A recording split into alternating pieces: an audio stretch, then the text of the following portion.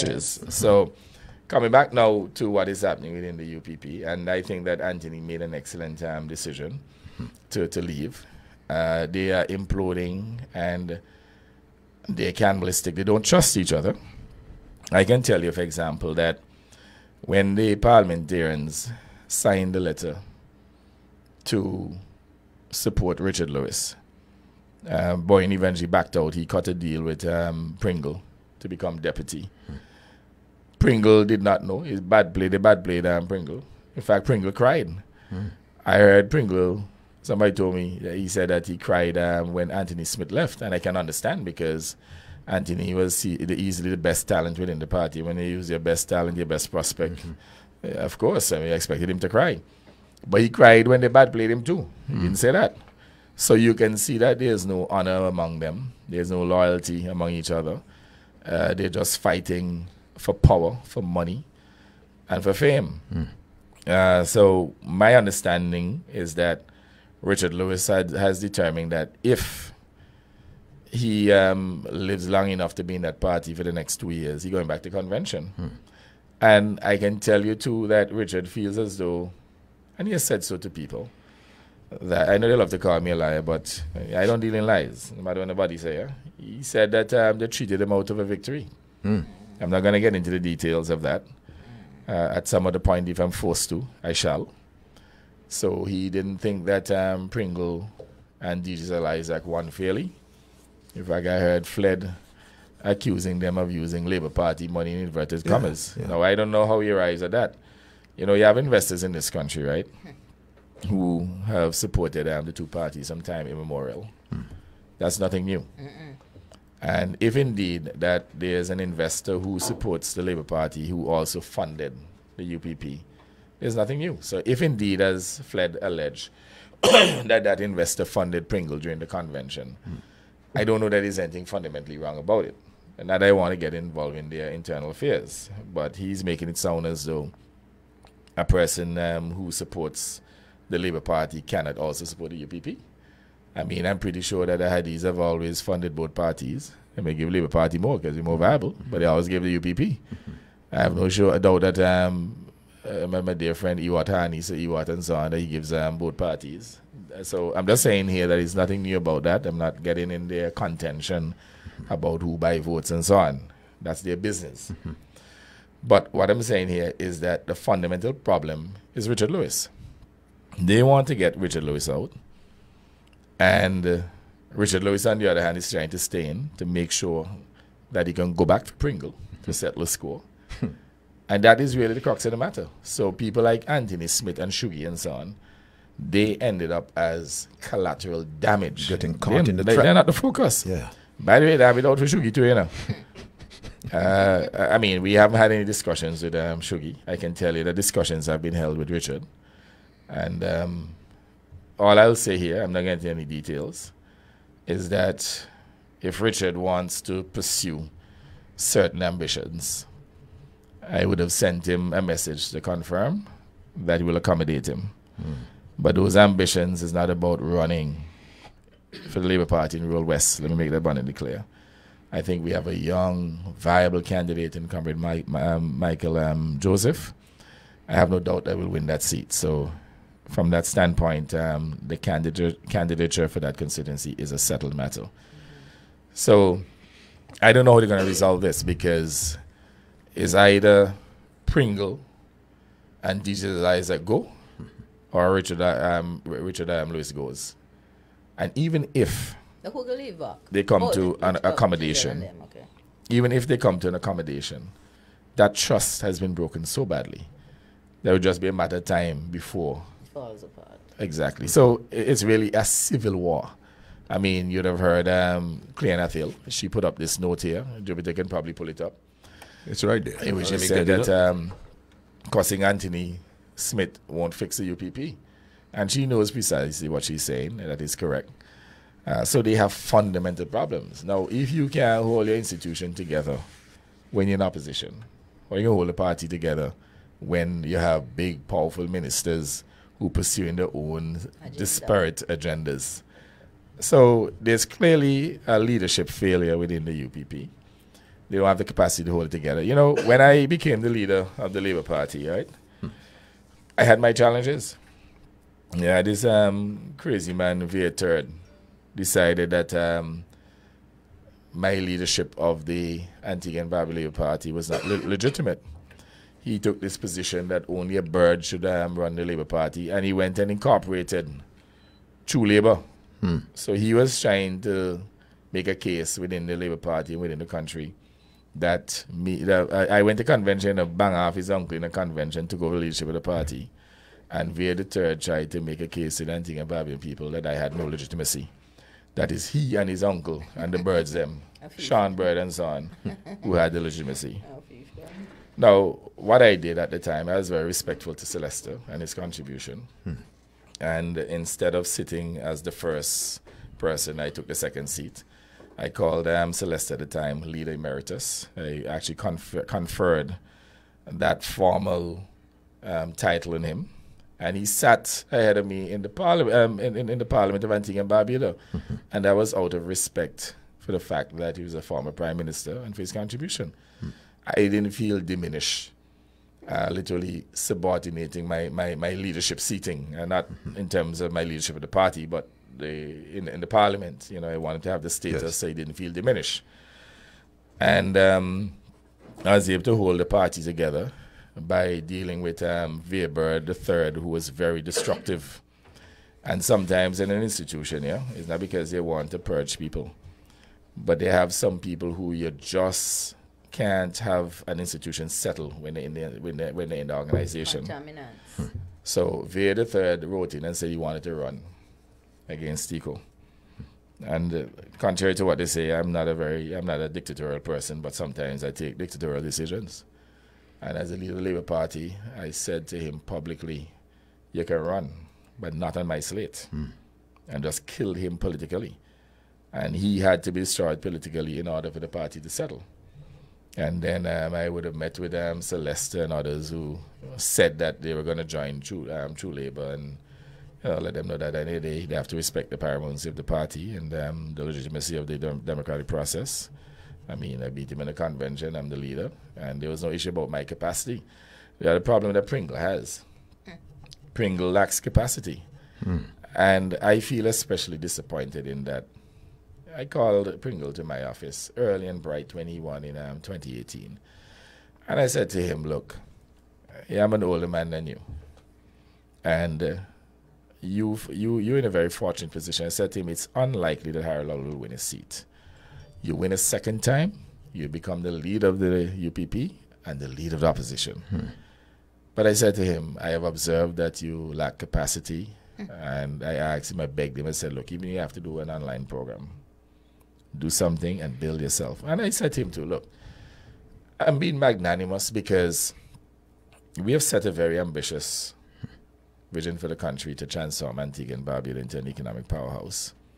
And I want to know, after we would have demitted office, that we have the type of leadership that can continue to work so that that vision is achieved. I've always said that transforming Antigua and Barbuda into an economic powerhouse is an aspiration. You know, they mock me and they spin it and say that I say it is an economic powerhouse. I never said that. It is a vision, it's an aspiration. And if all of us can buy into that vision and we work even, future generations, even if we don't achieve it in our generation, it's a very novel idea and a good vision to follow.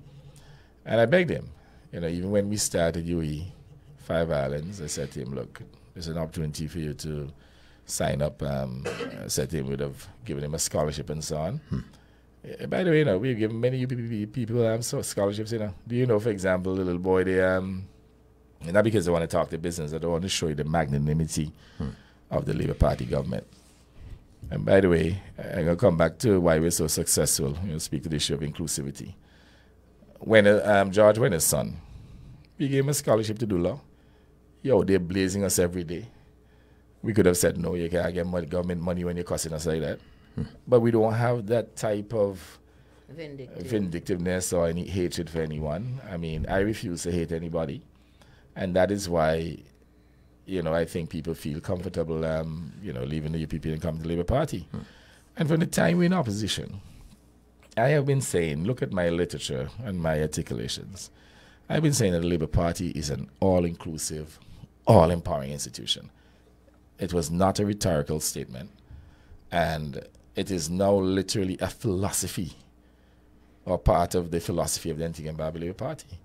To the extent, Donna, you've been there, in which I have spent time engaging our comrades to let them know. You can't come with this kind of knee-jerk reaction every time there's a UPP person joining the Labour Party. How is he going to grow the party? And talking about labour rights and Gastonites and so on. I say, don't follow people like Knight. They're trying to sow discord. Nonsense. And I've said to them, you've been there. I said, at the end of the day, we are all Antiguans and Barbudans who should be working towards a common objective of lifting the people to achieve resilient prosperity for all.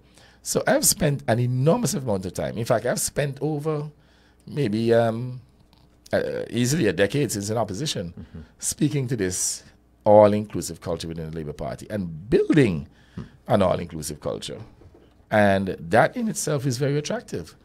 If you are a member of the UPP, or you were, and you recognize that, look, the UPP is clearly a failing institution, and no one can doubt as a result of the recent situation that they're incapable of governing the country. And you feel as though that you have the opportunity to contribute towards nation building, but you can't achieve it within the UPP. You should feel comfortable as an Antiguan and Barbudan first and foremost to approach anybody in the Labour Party, including its leader, to join us and make a contribution. Why should anyone who is in a position to make a better contribution to its nation building confine themselves to work in a toxic, backward-looking organization and retard their own progress? And that is precisely the position that Anthony Smith found himself in. But he knew that he could approach us. And there were discussions that were taking place with many individuals who saw him as a good talent and they were encouraging him over the last 18 months. But if he didn't have the confidence that he could have a conversation with us without us crooking him, because, you know, while others were speculating that he wanted to join us, because there was a little susu out there about it, a particular member within the UPP said to him, don't make that mistake, because Gaston Browne will cut your throat. He's going to destroy you. When he called me and he told me that, I said, that's not my nature. You ever see me destroy anybody in this country? Even those who vilified me? I mean, you know, I'm good by my mouth. I'm fire back. But other than getting involved in a little banter, I have never hurt anybody in my life. But not even my past girlfriends I've hurt. They hurt you? Anyway, we'll move along. No. Moving right They hurt me either. Oh. You drop the question and so move on. No, You drop the bomb and then move on. Fire back. So go ahead. We believe in mutual and respectful separations. If you ask me if I was at fault, I will accept yes. But nothing grotesque. Yes. And we don't beat women either. You know, they have always accused me of banging women. They say, how I have women, children, or some Spanish woman. What kind of foolishness? Yeah. But you see the thing about Gaston Browne, yeah? What you see is what you get. Because I don't have the time to hide and to lie and so on. And that is why they have not been able to play back anything after 10 years of being Prime Minister to say that I've deceived the people. Even when they call me a liar, how many times we've been able to come on this program and to show that, hey, what they're saying is not true. It's just political rhetoric. The unfortunate thing about it is that you have so many unsuspecting people who listen to them routinely, and what they've done, they have trained the people not to listen to us. So, and that is, here's where the danger lies, because if you are listening to Observer exclusively, and you're consumed by this vitriolic hatred and so on, and all these lies, misinformation, disinformation, then evidently you're going to become just as hateful as them. There are people in the UPP, supposedly UPP, who decide that they hate me because I'm an evil man. They don't know me now. They had a conversation with me. Speaking about that, while we're in here last Saturday, and the attempted assassination of former President Trump took place, there was subsequently somebody who posted on Facebook that it should have been you, and that should, you know, that attempt. And that is deplorable, reprehensible, and disgusting. Why would you do that to anybody? Even Donald Trump, we wouldn't want that to happen to. Come on, Nobody. people. No politician. Come nobody. on. Don't sink so low, man. Prime Minister, Well- yeah, go ahead. You go ahead. You know, there's this, let's say, ominous dehumanization of Gaston Browne that has taken place during the last 10 years without any factual basis. And up to this point, I'll ask any one of them to come up with a scintilla of evidence of anything that I've done to disempower, to hurt, to steal any resources of the state, anything. No evidence. Because there's none. And because, you see, you know, I would have said to you my own thinking about my philosophy about money and so on. When you're a contented person, especially when you grow up poor, and it doesn't take a lot to satisfy you. For me, I don't get utility by having a lot of stuff, you know. They don't mean anything to me. In fact, you know, I have had situations in which I've had assets and I didn't even touch them, even clothes and so on. And sometimes they were saying, "Pan me for the same week." It might seem nasty, the same week for the whole week. I have plenty of clothes that I can wear, but they don't mean nothing to me. Yeah. Well, the same So- Paul says, whatever your estate is, he says, whatever my estate is, just let me be content with it. And when I really started to strongly and vehemently support you and say you can lead me, when you said one at a time, you only about 2 ounces of flour, Yeah. and me go pipe and make one dumpling. One dumpling. Look, and we by go the way, to I went to state college, you know. My one dumpling. And you would think, boy, I'm the happiest human being. You're comfortable. Who? Nobody can say that they ever saw me in school crying. Well, we can't say beggar to share. My little friends, they have their bread and cheese and so on, like bread and sausage to give me a They'll piece. share with you. And you was poor. Everybody share with everybody. But at them no days. point I would have felt sorry for about myself or wanted. You know, I remember at one point a young lady said to me at Princess Margaret School, grind show and grind me, because I used to have them cheap shoes, they call them speed rides, wait into the bus. So half a foot outside.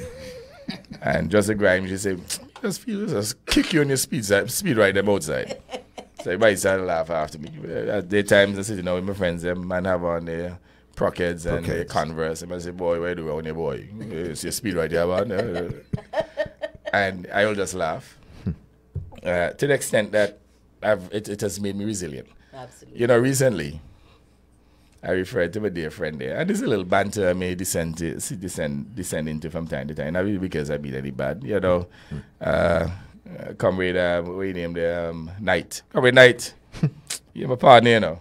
But sometimes, you know, the little banter is good for the soul. So I refer to him as a big, fat, ugly one at Observer. Who, Konomono? Yeah, you know, yeah, but somebody tell me he had one big cussing. So he say, better looking at me. He say, me ugly. So I laughed. So I asked the person, but hold on a second. But let me ask you, Senator, you're a handsome man. If somebody tell you ugly, what you do? You know, laugh? Just laugh about it. Yeah, but me say a big, fat, ugly boy. You took it He on. vex. Up to What this does that day. tell you? No, Confirm. you're throwing spoon in the picture. In the big Anyway, Knight, I can understand your frustration too. And, you know, He's a sad boy. this is a typical example. I think that Knight has some capacity. And I'm going to reveal this. He would not know this. At one point, when we first won, because I recall he was blazing the UPP over the personal income tax and The so on. PIT. I was trying to reach him to appoint him on the board, you know, because he has some capacity. And that's how magnanimous I am. This is no make-up story. I was actually thinking about calling Knight. In fact, I tried to reach him because somebody gave me a number for him. I didn't get him. But then he's just wasting his talent. He go gone and I'm observing Well, it he's every like night. the people with the 10 talent. He's like the one that got one because, I mean, I want to hear what the prime. I want to hear what the prime minister has to say about. Go ahead. Go ahead, Pierre. But then understand his prospects. He's a situation in which he probably could be making a bigger contribution to his development of the country. And he has now literally confined himself to getting likes on social media for his vitriolic rhetoric, which is really not producing any value. Now, what if the Labour Party wins a fourth term and then he reflected that he was in opposition for about 18 years, nearly 19 years? Would that have been the best use of his time? And that's a real possibility, especially in light of what has happened recently. So this is not only for Knight alone, but there are probably others within the UPP who may have some capacity. And in light of the fact that there's a civil war right now within the UPP, why not look for other opportunities to serve? True. Makes sense. And then again, the Labour Party is a church under my leadership. We accept everybody. All right. We are now, 3.5 minutes